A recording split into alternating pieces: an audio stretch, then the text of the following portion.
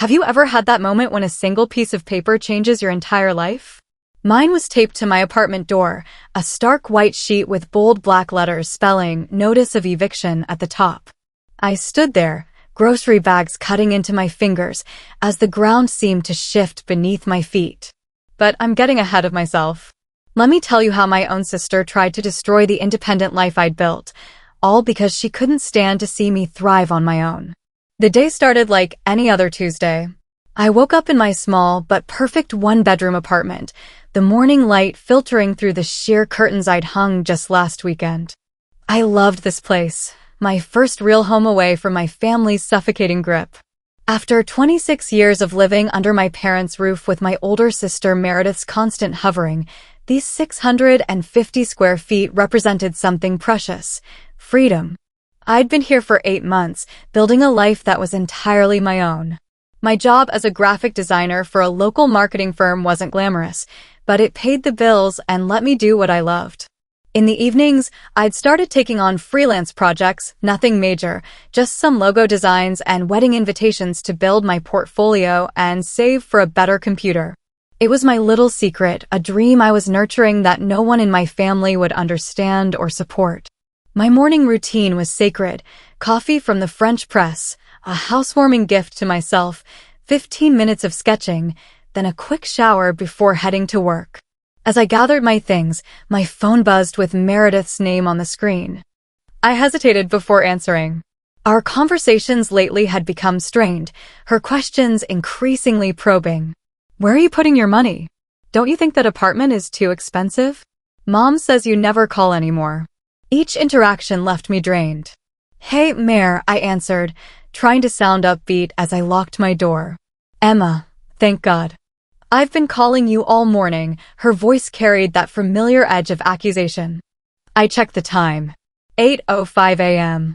I was in the shower. "Is everything okay?" "Mom's upset. You promised you'd come to Sunday dinner and you didn't show up again."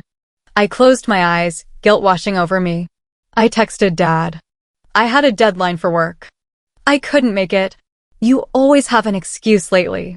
Ever since you moved into that place, it's like you've forgotten where you came from." Her tone sharpened.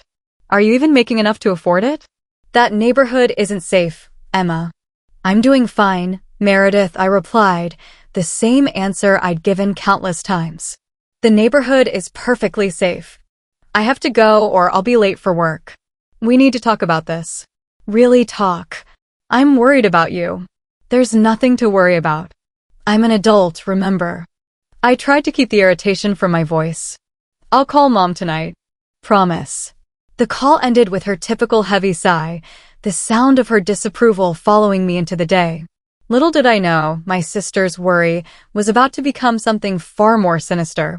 The workday passed in a blur of client meetings and design revisions. My boss, Lena, stopped by my desk as I was putting the finishing touches on a brochure layout. "This looks fantastic, Emma.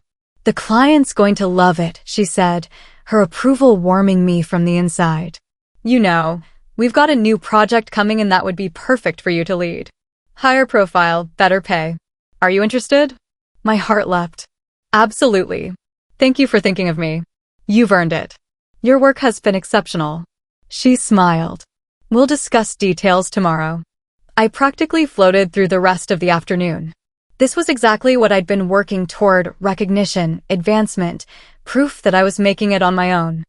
I couldn't wait to get home and celebrate my small victory with takeout and wine. That's when I saw it, the eviction notice, stark and official, taped to my door.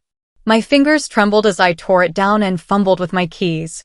Once inside, I dropped my groceries on the counter and read the notice fully, my confusion mounting with each word: unauthorized business activities, violation of rental agreement, complaints from management. 72 hours to vacate the premises. None of it made sense. I wasn't running a business from my apartment. My freelance work was minimal, a few hours at my desk with my laptop, nothing that would disturb anyone or violate any rules. There had to be a mistake. I immediately called the property manager, Jason, who I'd always had a good relationship with. He answered on the third ring, his normally friendly tone replaced with formal caution. Jason, it's Emma Lawson from 3B. There's been a huge mistake. I just found an eviction notice on my door. Yes, Ms. Lawson. I'm afraid the notice is valid. We've received evidence that you're operating a commercial enterprise from your unit, which is expressly forbidden in your lease agreement. Evidence? What evidence? I'm not running any kind of business here. He cleared his throat uncomfortably. We received detailed information from a concerned family member about your graphic design business, including dates, times, and client information. They provided screenshots of your client communications and payment receipts. The blood drained from my face. A family member. It could only be one person. My sister, I whispered. I'm not at liberty to say who contacted us, Jason replied carefully. But they were quite thorough. They even mentioned concerns about equipment fire hazards and client meetings in the building. None of that is true. My voice rose with panic. I do some freelance work on my personal laptop. That's it. I've never had clients here. There's no equipment. Please, Jason, you know me. I've been a perfect tenant. His sigh was heavy. Look, Emma, off the record. I didn't want to do this. But the information came with a threat of reporting us to the housing authority for allowing commercial activity. My hands are tied unless you can prove these allegations are false. My mind raced. How am I supposed to prove a negative?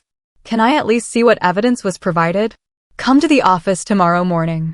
We can discuss it further then.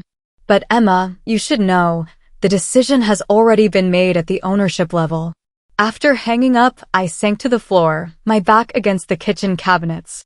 The groceries sat forgotten on the counter as hot tears burned down my cheeks. How could Meredith do this to me? And why? I called my parents, desperate for some explanation or support. My father answered, his voice brightening when he heard mine. Emma, we were just talking about you. Meredith mentioned you might be having some trouble with your apartment. My stomach twisted. Did she tell you she's the reason I'm being evicted? Silence stretched across the line. Honey, no one's being evicted. Meredith was concerned about some rules you might be breaking with your side business. She was trying to help before you got in real trouble. Help! I nearly shouted. Dad, she went behind my back and lied to my landlord. She made up stories about me running some kind of commercial operation. They've given me 3 days to leave. I heard muffled voices, then my mother came on the line. Emma, calm down. This is exactly why we've been worried.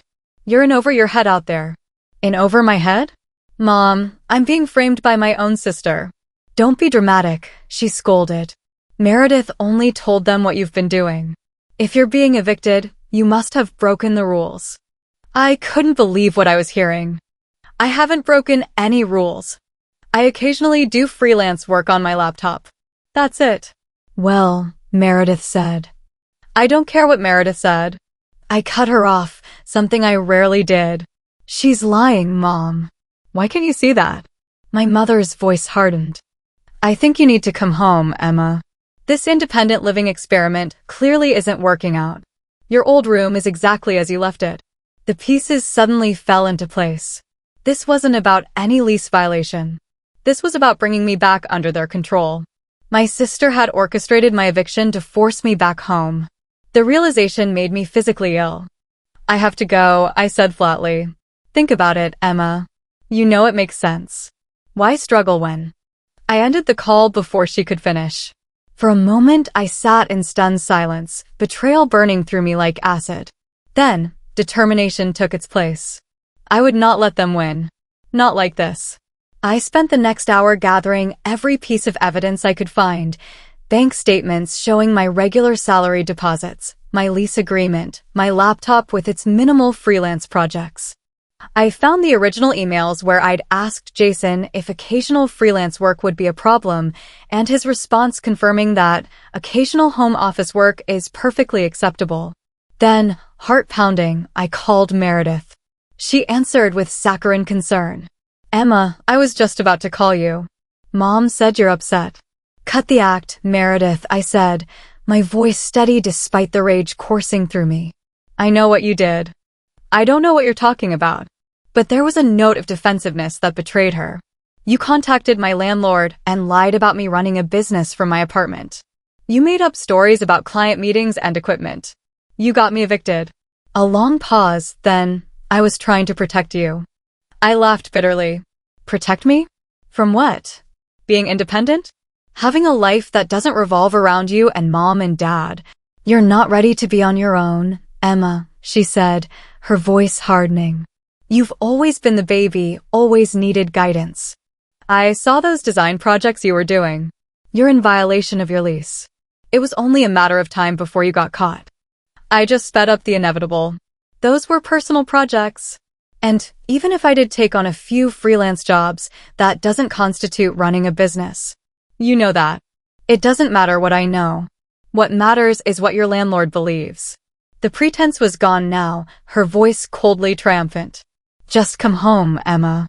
Stop fighting this. The casual cruelty of it stunned me. Why are you doing this?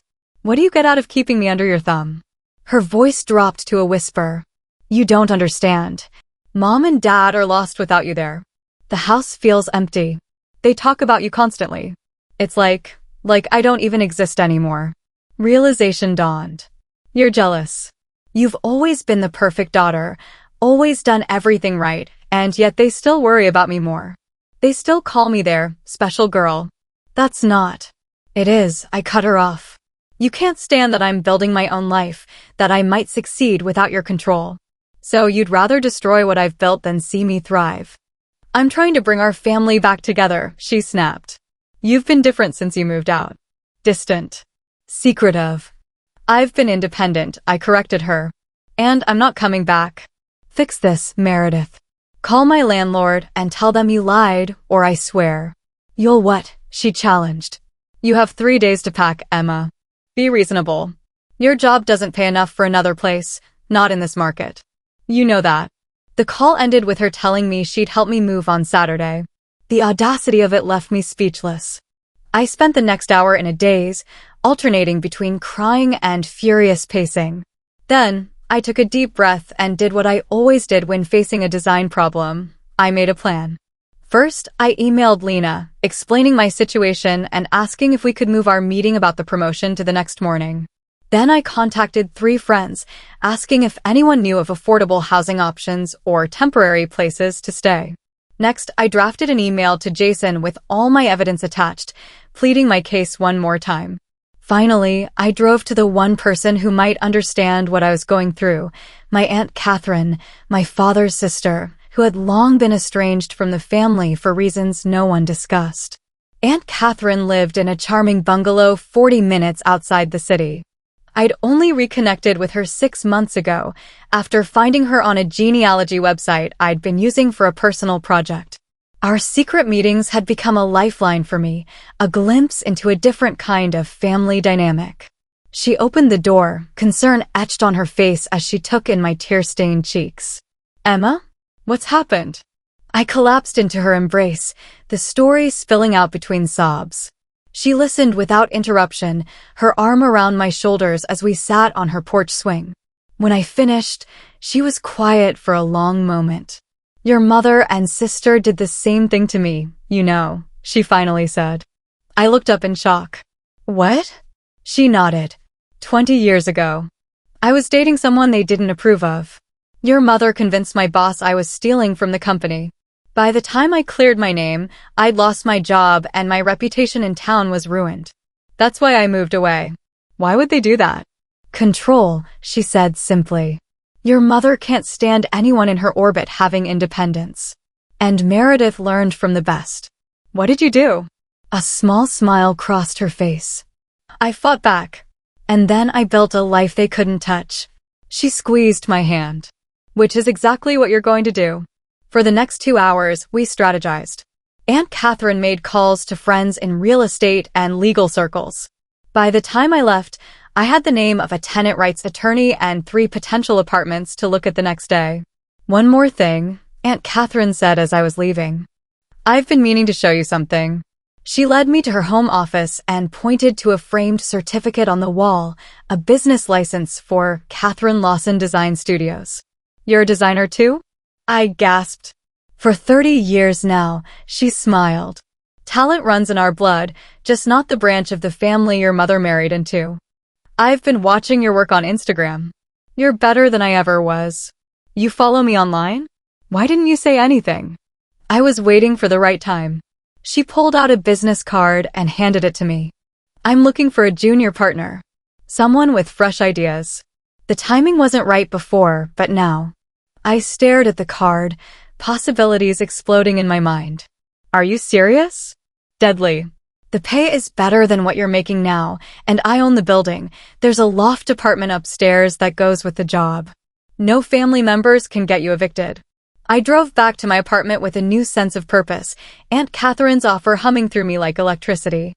I still needed to clear my name with the current landlord. I didn't want an eviction on my record, but for the first time since seeing that notice, I felt like I had options.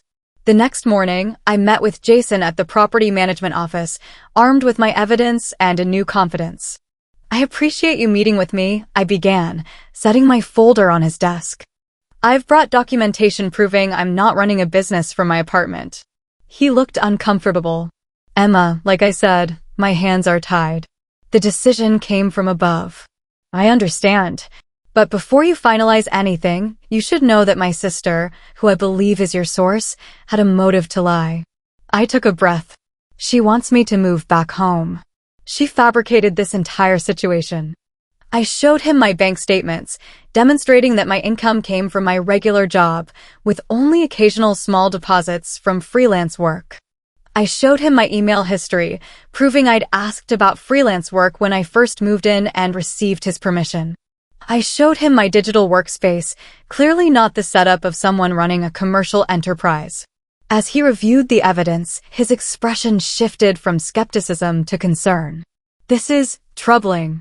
The information we received was very specific. Screenshots of business transactions, client lists, even photos of what was claimed to be your in-home studio setup. May I see these photos? I asked. He hesitated, then turned his monitor toward me. On the screen was indeed a photo of a home design studio with large printing equipment, multiple computer monitors, and professional lighting. That's not my apartment, I said immediately. Look at the wall color, the flooring. My place has beige walls and carpet, not hardwood and blue paint. Jason frowned, scrutinizing the image. These could have been digitally altered. Or they could be stock photos or someone else's studio entirely, I pointed out. Here. I pulled out my phone and showed him recent photos of my apartment, including my small desk with its single laptop. This is my business operation. One computer, one sketchbook. His expression hardened. If what you're saying is true, this is a serious false complaint. It is true, I insisted. And I can prove my sister was behind it.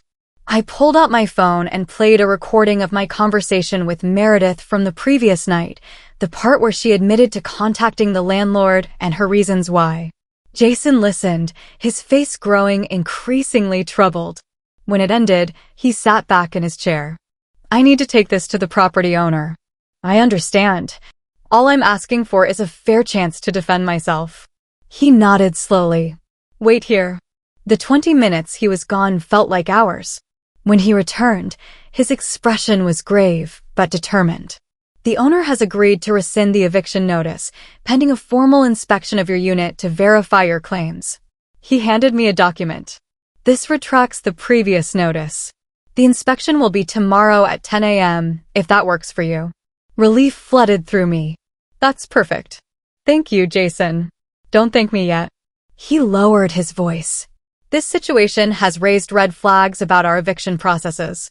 We should have verified the claims before issuing the notice. I'm sorry about that.